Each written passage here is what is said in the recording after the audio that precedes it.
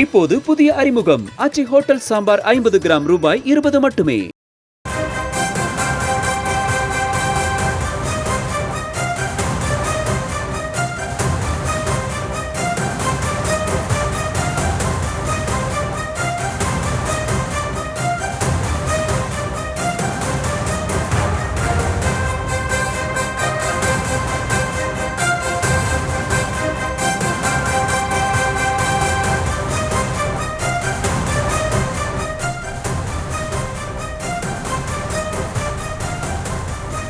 அண்மை செய்தியை பார்த்து வருகிறோம்.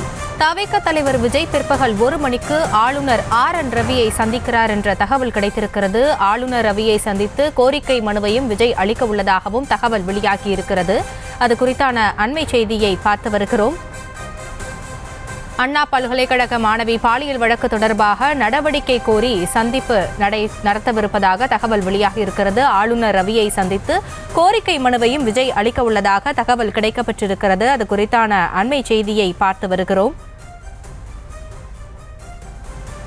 முன்னதாக அன்பு தங்கைகளே என்று குறிப்பிட்டு தமிழக பெண்களுக்கு தமிழக வெற்றிக்கழக தலைவர் விஜய் கடிதம் எழுதியிருந்தார். பெண்களுக்கு எதிரான வன்கொடுமைகளை கண்டு மன அழுத்தத்திற்கு ஆளாவதாக அந்த கடிதத்தில் தன்னுடைய வேதனையை குறிப்பிட்டிருந்த சூழலில் தற்பொழுது தவிக தலைவர் விஜய் பிற்பகல் 1 மணிக்கு ஆளுநர் RN ரவியை சந்திக்கிறார் என்ற தகவல் கிடைக்கப்பெற்றிருக்கிறது. அண்ணா பல்கலைக்கழக மாணவி பாலியல் வழக்கு தொடர்பாக நடவடிக்கை கோரி இந்த சந்திப்பு நிகழவிருப்பதாக தகவல் கிடைக்கப்பட்டிருக்கக்கூடிய சூழலில் விவரங்களை வழங்குவதற்காக இணைகிறார் எமது செய்தியாளர் ஜெரி. முழு விவரங்களை வழங்கலாம். வணக்கம்.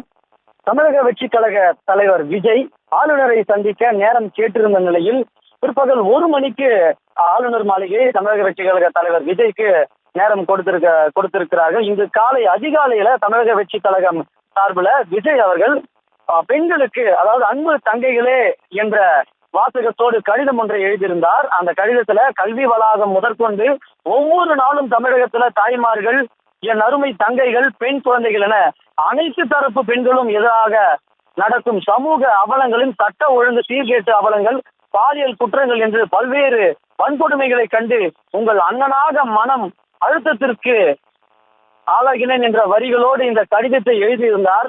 இதனுடைய தொடர்ச்சியாக தமிழக வெற்றிக் கழக நிர்வாகிகளுக்கு இந்த கடிதத்தை அப்படியே பிரிண்ட் அவுட் எடுத்து மகளிருக்கு, அதாவது மகளிர் கல்வி வளாகங்கள் முன்போ அல்லது பொது இடங்களிலோ மகளிருக்கு இந்த கடிதத்தை கொடுங்கள் என்று உத்தரவிட்டிருந்தார். இதன் அடிப்படையில பிற்பகல் 1 மணிக்கு சரியாக அனைத்து இடங்களிலும் தமிழக வெற்றிக் கழக நிர்வாகிகள் இந்த கடிதத்தினை மகளிருக்கு கொடுக்க இருக்கிறார்கள்.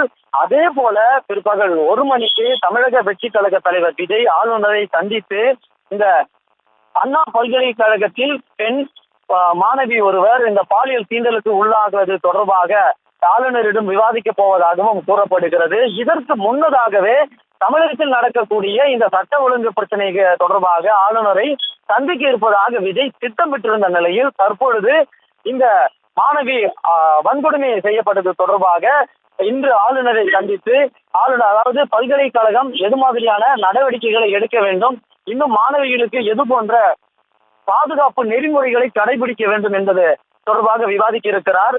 தற்பொழுது, அதாவது கடந்த 1.5 மணி நேரமாக தேசிய மகளிர் ஆணையம் அண்ணா பல்கலைக்கழகத்தில் இந்த மாணவி பாலியல் வன்கொடுமை தொடர்பாக இந்த விசாரணை நடைபெற்று கொண்டிருக்க சூழல்ல இன்னொரு முனையில் ஆளுநர் மாளிகையில் விஜய் ஆளுநரிடம் சந்தித்து இந்த சட்ட ஒழுங்கு பிரச்சனை தொடர்பாகவும் மாணவி பாலியல் வன்கொடுமைக்கு உள்ளாக்கப்பட்டது தொடர்பாகவும் ஆலோசிக்க இருப்பதாகவும் கூறப்படுகிறது. இப்போது புதிய அறிமுகம் ஆச்சி ஹோட்டல் சாம்பார் 50 கிராம் ரூபாய் 20 மட்டுமே.